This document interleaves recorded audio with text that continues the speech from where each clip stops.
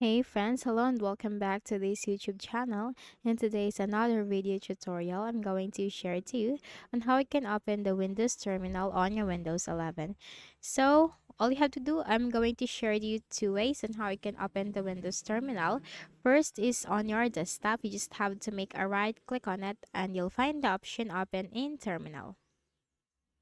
Now the Windows terminal will be open. So Windows terminal, this is a command line front end wherein you can run in this like multiple command line apps. It also has out of the box support for command prompt and the PowerShell. So as you can see, now close this. The second way is just have to make a right click at the start button and then you'll find terminal. If you want to open terminal as it is, you can simply open that. But if you want to open it with administrative rights or run it as an administrator, just simply make a right click on the start button and you'll find terminal admin.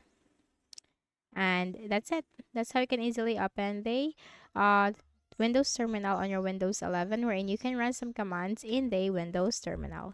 So I hope this video helped you. Kindly please do not forget to hit the like button and subscribe to this YouTube channel for more tutorials like this. Thank you for watching.